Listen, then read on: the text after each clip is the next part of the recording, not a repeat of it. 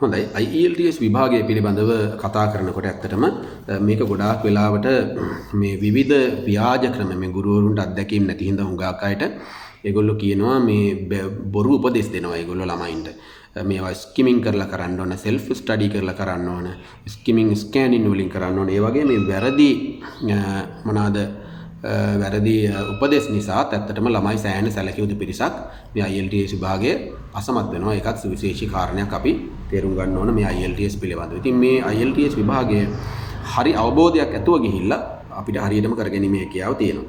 හොඳයි. එතකොට මේ වීඩියෝ බලලා ඔබ ඉගෙන ගන්නවා වගේම මේ වීඩියෝ එක channel එක subscribe කරන්න. ඒ වගේම මේ වීඩියෝ එක share කරන්න අමතක කරන්න එපා. එතකොට ඒ හරහා තව කෙනෙකුට මේක බලන්න අවස්ථාව ලැබෙනවා. ඒ වගේම ඒ හරහා මටත් ලොකු ධෛර්යමත් වීමක් ලැබෙනවා. උත්තේජනයක් ලැබෙනවා මේ තව මේ වගේ පාඩම් ගෙන එන්න. So therefore you should not forget to subscribe the channel as well as share and like this video, and also you can add your comments on this video. හොඳයි ඒක ගොඩක් අය හොඳ කමෙන්ට්ස් ඇඩ් කරලා තිබුණා අතරම මම ඒගොල්ලොන්ට අතරම ස්තුතිවන්ත වෙනවා. I should be thankful to the people who have added a lot of good comments on these videos. And now today I'm going to actually discuss with you the lost city කියන පාඩම පොත අංක 12. එතකොට ඒකේ පිටු අංකය 43 12 පොතේ passage 2. එතකොට test 6 6වෙනි test එකේ reading passage 2 දෙවෙනි passage එක සාකච්ඡා කරන්නේ. ඉතින් passage එක පැහැදිලි කරපුවාම ඔයගොල්ලන්ට ප්‍රශ්න ටිකට උත්තර ලියා ගන්න පුළුවන් ඔයාලට. ඉතින් ඒ නිසා මම ප්‍රශ්න සාකච්ඡා කරේ නැත්තේ. ඉතින් ඔබට ප්‍රශ්න සාකච්ඡා කරන්න අවශ්‍යයි නම් එක passage එක වෙනම ප්‍රශ්න ටික මම සාකච්ඡා කරලා වීඩියෝ එකක් ඉදිරියේදී දාන්නම්. එතකොට the lost city and explorers encounter. explorer කියන්නේ ගවේෂකයෙකුගේ, encounter කියන්නේ මුණ ගැසීම කියන එක. encounter with the ruined city of Machu Picchu කියන මේ නටඹුණු නගරය මුණ ගැසීම. The most famous icon of the Inca civilization. most famous කියන්නේ ප්‍රසිද්ධම icon කියලා කියන්නේ සංකේතය of the Inca civilization ගේ Inca ශිෂ්ටාචාරයේ ප්‍රසිද්ධම සංකේතය. When the United States explorer and academic, when the United States can එක්සත් ජනපදයේ explorer කියන්නේ ගවේෂකයෙක් and academic කියන්නේ උගතෙක්. හිරාන් බින්ග්හම් කියන කෙනා arrived in South America කියන්නේ එයා දකුණු ඇමරිකාවට පැමිණියා. In 1911 he was ready for, එයා සූදානම් වෙලා හිටියේ, for what was to be the greatest achievement of his life, එයාගේ ජීවිතයේ විශාලම ජයග්‍රහණය සඳහා. The exploration කියන්නේ ගවේෂණය කිරීම of the remote hinterland. කියන්නේ ගොඩාක් ඈතින් පිහිටපු, hinterland කියන්නේ අපි කියන පසල් දනාවක් කියලා. කියන්නේ විශාල වනාන්තරයක් වගේ එකක් ඇතුලේ පිහිටි ප්‍රදේශයක් කියන එක. To the west of Cusco කියන්නේ Cusco වලට බටහිරින්. The old capital of Inca Empire. ඒ කියන්නේ ඉන්කා අධිරාජ්‍යයේ පරණ අගනගරය. In the Andes mountains of Peru කියන්නේ පේරු වල Andes කඳුකරේ. His goal was, එයාගේ ඉලක්කය උනේ to locate කියන්නේ තියෙන තැන හඳුනා ගන්න. locate the remains of a city called Vitcos. remains කියලා කියන්නේ මේ නටඹුන් of a city කියන්නේ නගරයක නටඹුන් තියෙන්නේ කොහෙද කියලා හඳුනා ගන්න එක. called Vitcos කියන්නේ Vitcos නමින් හඳුන්වන. Vitcos the last capital of the Inca civilization. last capital කියන්නේ අවසාන අගනුවර of Inca civilization කියන්නේ Inca ශිෂ්ටාචාරය. Cusco lies කියන්නේ Cusco පිහිටලා තියෙනවා. Cusco lies on the high plateau කියලා කියන්නේ මේ ඉහළ සානුවේ at an elevation of more than 3000 meters කියන්නේ මුහුදු මට්ටමේ ඉඳලා මීටර් 3000ක් විතර ඉහළ උන්නතාංශයක තමයි මේක පිහිටලා තියෙන්නේ. And Bingham's plan was, මේ බින්හන්ගේ සැලසුම උනේ was to descend from this plateau කියන්නේ මේ සානුවේ ඉඳන් පහළට ගමන් කරන එක. Along the valley of the Urubamba river කියන්නේ මේ උරුබම්බා කියන නදිය දිගේ පහළට ගමන් කළා. Which takes a circuitous route. ඒක මේ වක්‍රාකාර මාර්ගයක් ඔස්සේ තමයි වැටෙන්නේ down to the Amazon කියන්නේ Amazon වනාන්තරයේ දෙසට. And passes through an area කියන්නේ ඒක හරහා ගමන් කරනවා. passes through කියන්නේ හරහා ගමන් කරනවා. and area කියන්නේ ප්‍රදේශයක් of dramatic canyons කියලා කියන්නේ ගොඩක් මේ නිම්න වර්ග ගැඹුරු නිම්න තියෙන area එකක්. and mountain ranges කියන්නේ ඒ වගේම කඳු වැටි කඳු වැටි විශාල ප්‍රමාණයක් තියෙන ප්‍රදේශයක් කරා තමයි මේ පාර වැටලා තියෙන්නේ. When Bingham and his team set off, මේ Bingham සහ ඔහුගේ කණ්ඩායම set off කියන්නේ පිටත් වුණා. set off down the Urubamba river. Urubamba මේ ගංගාව දිගේ පහළට in late July කියන්නේ ජුලයි මාසේ අග කාලේ. They had an advantage. ඒගොල්ලන්ට වාසියක් තිබ්බා. over travelers කියන්නේ මේ ඒ ගමන් කරපු කට්ටියට වඩා who had preceded them කියන්නේ එයාලට කලින් ගමන් කරපු අයට වඩා වාසියක් මෙයාලට තිබුණා. A track had been recently blasted down the valley canyon to enable. A track කියන්නේ පාරක් had been recently කියන්නේ මේ මෑතකදී blasted down කියන්නේ මේ ඉදි කරලා තියෙන කියන්නේ පාරක් කැලේ කපලා පාදලා තියෙනවා කියන එක මේ කියන්නේ. blasted down the valley canyon කියන්නේ මේ නිම්නයේ දිගේ canyon කියන්නේ මේ ගැඹුරු නිම්නයක් කියන එක. එතකොට to enable rubber to be brought up. enable කියන්නේ හැකියාව ලබා දෙන්න. rubber to be brought up කියන්නේ rubber ඉහළට ගෙනෙන්න. by mules කියන්නේ මේ කොටලුවන් පිටේ mules from the jungle කියන්නේ මේ කැලෑවේ ඉඳලා රබර් නිම්නයේ දිගේ ඉහළට ගේන්න. almost all previous travelers have left the river. almost all previous travelers ඒ කියන්නේ ඔක්කොම වගේ මේ ගමන් කරපු අය travelers කියන්නේ ගමන් කරපු අය had left the river at Olantai Tambo කියන ස්ථානයේදී මේ ගංගාවෙන් ඈත් වෙලා ගඟ හැර ගිහිල්ලා and taken a high pass. ඒගොල්ලෝ ඒකල කන්ද උඩින් ගිහිල්ලා high pass කියන්නේ කන්ද උඩින් ගිහිල්ලා කියන high pass across the mountains කියන්නේ මේ කඳු හරහා to rejoin the river lower down කියන්නේ නැවත වතාවක් පහළ ගඟත් එක්ක එකතු වෙන්නේ. ඒගොල්ලෝ කන්ද උඩින් ගිහිල්ලා පල්ලෙහාට බැලලා තමයි ගඟට එකතු වෙලා තියෙන්නේ. එක තැනකින් ගඟ හැර ගිහිල්ලා thereby කියන්නේ මගින් cutting a substantial corner. ඒගොල්ලෝ ලොකු දුරක් කපා හරිනවා. but also therefore never passing through the area around the Machu Picchu. ඒ නිසා ඒගොල්ලෝ never passing through කියන්නේ කොයි වෙලාවකවත් කිට්ටුවට යන්නේ නැහැ. area around Machu Picchu කියන්නේ මේ Machu Picchu ආසන්නයට ඒගොල්ලෝ ගමන් කිරීමක් වෙන්නේ නැහැ. On 24 July they were a few days into their descent of the valley. On 24 July 24 වෙනිදා ඒගොල්ලෝ a few days ඒගොල්ලෝ දැන් දවස් කීපයක් වෙනවා descent of the valley කියන්නේ මේ නිම්නයේ දිගේ පහළට ගමන් කරන්න පටන්ගෙන දින කීපයක් වෙනවා. The day began slowly. දවස පටන් ගත්ත හිමින්. With Bingham trying to arrange a sufficient mules. දැන් Bingham මොකද කරන්නේ ප්‍රමාණවත් තරම් කොටලුව සූදානම් කරගන්නවා for the next stage of the trek කියන්නේ මේ ගමනේ ඊළඟ කොටසට. trek කියන්නේ මේ දුෂ්කර ගමනක් කියන එක. ඔය කඳු උඩින් එහෙම යන දුෂ්කර ගමනකට පයින් එහෙම නැත්නම් අස්වැය පිටේ වගේ යන ගමනකට තමයි අපි trek කියලා කියන්නේ. His companions showed no interest. එයා එක්ක ගිය කට්ටිය showed no interest කියන්නේ වැඩි උනන්දුවක් පෙන්වුවේ නැහැ. interest in accompanying him up the nearby hill. accompanying him කියන්නේ එයාව එක් කරගෙන යන්නේ. ඒක nearby hill කියන්නේ ළඟපාත තියෙන කන්ද දිගේ. කන්ද උඩට nearby hill to see some ruins to see some ruins කියන්නේ මේ නටඹුන් වගේක් දකින්න ඒ කන්ද උඩට ඒ ළඟපාත තියෙන කන්ද උඩට එක් කියන්නේ ඒගොල්ලෝ වැඩි උනන්දුවක් දැක්වේ නැහැ. ruins that a local farmer කියන්නේ ඒ ප්‍රදේශයේ ගොවියෙක් තමයි පෙන්වුවේ Melker Artiga කියලා ගොවියෙක් had told them about the night before. මේ ගොවියා මේ පිළිබඳ මේගොල්ලොන්ට කීවේ කලින් දවසේ රැ. night before කියන්නේ කලින් දවසේ රැ. The morning was dull and damp. the morning මේ උදෑසන dull and damp කියන්නේ පොඩ්ඩක් නිකන් ඒකාකාරීක නීරස ගතියක් තිබ්බේ. damp කියන්නේ තෙත සහිත වහිනවා. and Bingham also seems to have been less than keen. Bingham ගෙත් මේ උනන්දුව ගොඩක් අඩු වෙලා තිබ්බේ. On the prospect of climbing the hill කියන්නේ මේ කන්ද නැගීමේ බලාපොරොත්තුව පිළිබඳ තිබුණු උනන්දුව ගොඩක් අඩු වෙලා තිබ්බේ.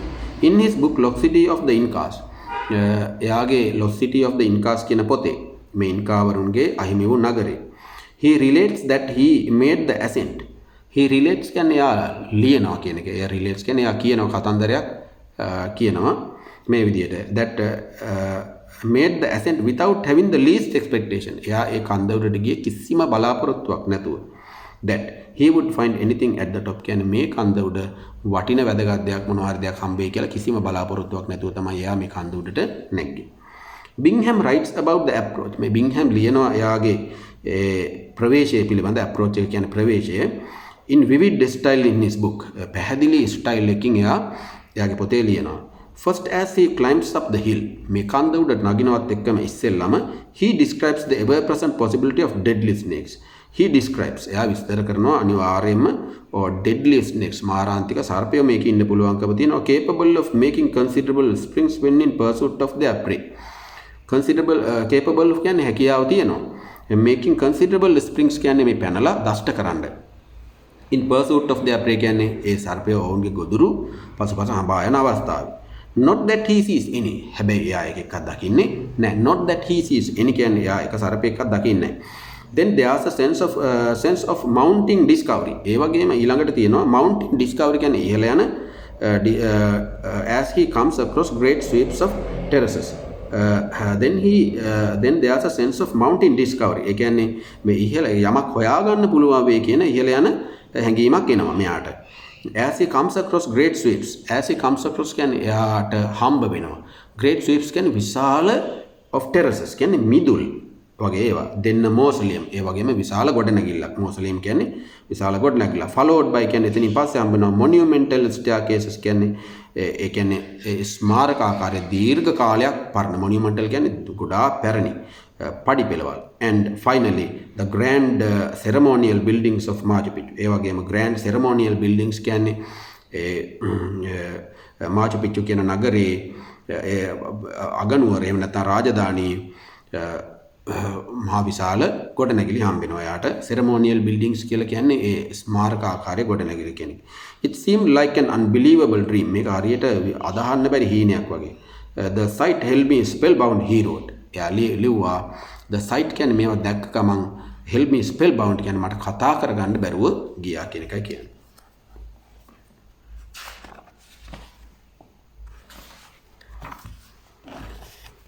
ඊට පස්සේ paragraph next paragraph we should remember අපි මතක තබා ගත යුතුයි however කොහොම වුණත් the lost city of the Incas මේ ඉන්කාවරුන්ගේ lost city අහිමි වූ නගරය is a work of hindsight මේක පස්සේ සිද්ධ වෙච්ච වැඩක් මේක not written until 1948 1948 වෙනකම් මේක ලිව්වේ නැහැ many years after his journey කියන්නේ එයාගේ ගමන ගිහිල්ලා අවුරුදු ගානකට පස්සේ 1911 එයාගේ ගමන යන්නේ 48 තමයි පොත ලියන්නේ his journal entries of the time reveal a much more gradual appreciation of his achievement. His journal entries කියන්නේ එයාගේ මේ ගමන් විස්තරය ලියපු පොතේ ඒ තිබුණ විස්තර of the time reveal කියන්නේ හෙළි කරනවා. A much more gradual appreciation කියන්නේ ක්‍රමක්‍රමයෙන් මේ අගය කිරීම වැඩි කරපු එක. Of his achievement කියන්නේ ඔහුගේ ජයග්‍රහණය. He spent the afternoon at the ruins. එයා දවල් කාලේ ඒ නටබුන් අතර ගත කළා. Noting down the dimensions කියන්නේ මේ දිගපළල හරමේ ඒවා මැනගන්න ගමන්. Some of the buildings කියන්නේ මේ ඉදිකිරීම් වල ගොඩනැගිලි වල දිගපළල ඒ වගේ මේ මිමි ගන්න ගමන්. Dimension කියන්නේ මිමි. Then descended and rejoined his company. ඊට පස්සේ එයා පහළට ඇවිල්ලා එයාගේ අනිත් කට්ටියත් එක්ක එකතු වුණා. To whom he seems to have said little.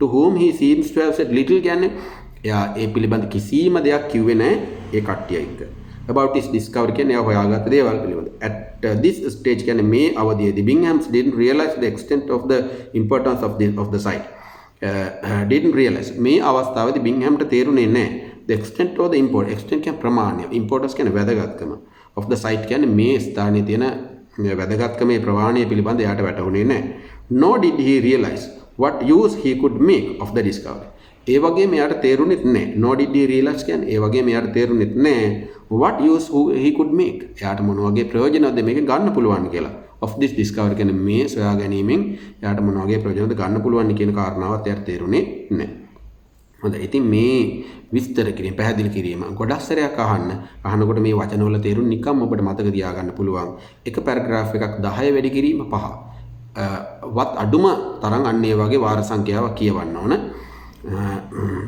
ඒ කියන්නේ මේ එකක් 10 ගානේ කියාගෙන ආයෙත් 10 ගානේ කියාගෙන ආයෙත් 10 ගානේ ඒ වගේ පස් වතාවක්. හරි. අන්න එහෙම කියවන්න ඕනේ. එහෙමවත් කියවුවොත් තමයි මේ පිළිබඳ සැලකිය යුතු හැඟීමක් ඉම්ප්‍රෙෂන් එකක් ඔබේ ඔළුවට යන්නේ. හොඳයි. එහෙම නැත්නම් ඔබට මේ දැනුම ගන්න බෑ. මේ දැනුම ඔළුවට දාගන්නවා කියන එක යම් අභියෝගයක් තියෙනවා මෙතන. So there is a small challenge in receiving and obtaining this knowledge and gaining this knowledge. මේ දැනුම ඔළුවට දාගන්නවා කියන එක පිළිබඳ පොඩි අභියෝගයක් තියෙනවා.